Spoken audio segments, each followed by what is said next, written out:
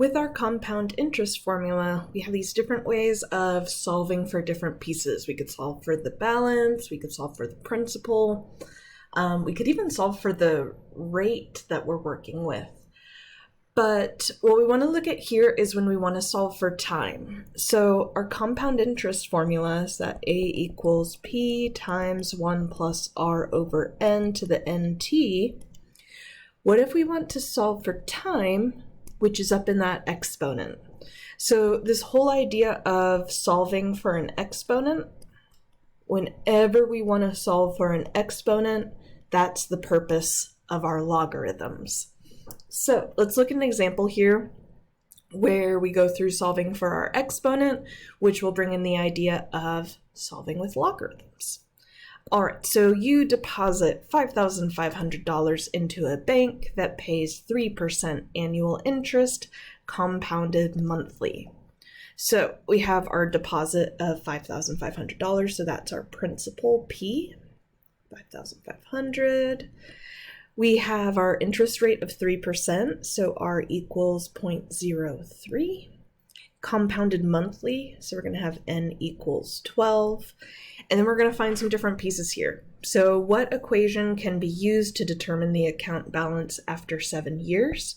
So we're going to have A equals P, which is 5,500. And then in parentheses, 1 plus R over N, so 0.03 over 12, to the power of NT, which would be 12 times T. So that right there is our formula for calculating the account balance given some amount of time that has passed. So what is the account balance after 2 years? So this would be plugging in T equals 2. So we would be calculating the account balance, so we're finding A, so we'd have 5,500 times 1 plus 0.03 over 12, and then in our exponent we would have 12 times 2, or 24. And then with that we just plug all of that into the calculator. So we'll have 5,500, and then in parentheses 1 plus 0.03 over 12 to the power of 24. And that's $5,839.66. 5839.66. All right, so that problem, no logarithms there because we were just solving using that formula. The new case that we're going to look at here is what if we want to see when will the balance reach $6,000? So with this case, we know what A is. We know the balance is 6,000.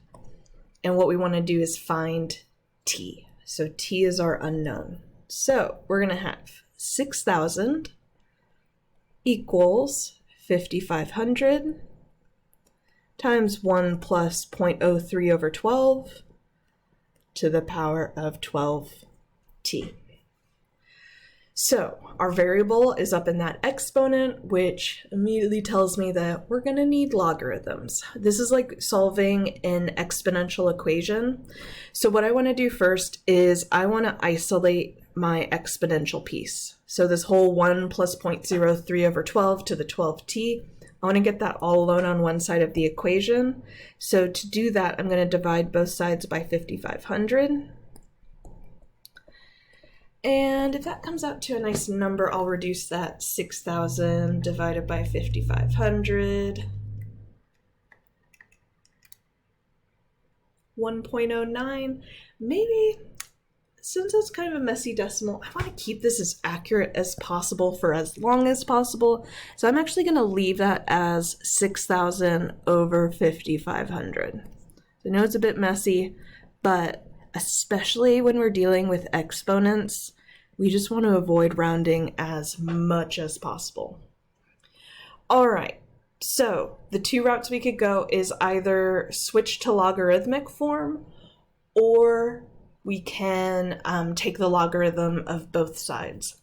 Let's go ahead and take the logarithm of both sides, and I'm going to go ahead and use the natural log.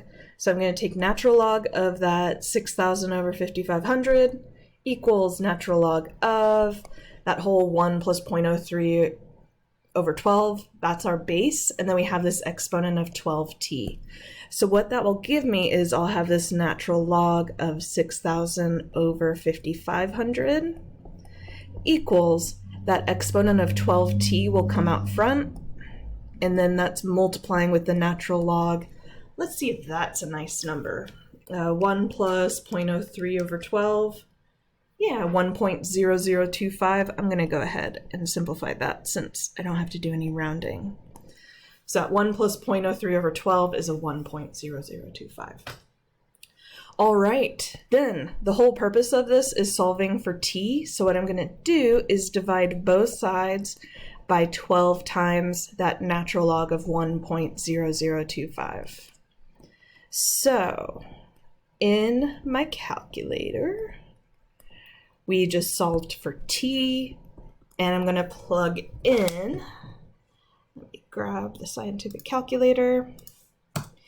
All right, so we're going to have a big fraction. In the numerator, we're going to have natural log of 6,000 divided by 5,500.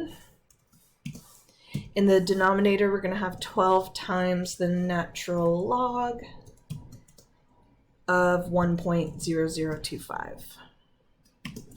And that gives us an answer of 2.904.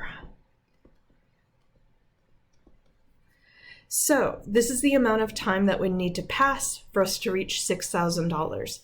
And notice how you can kind of put this into context. Like, does that make sense?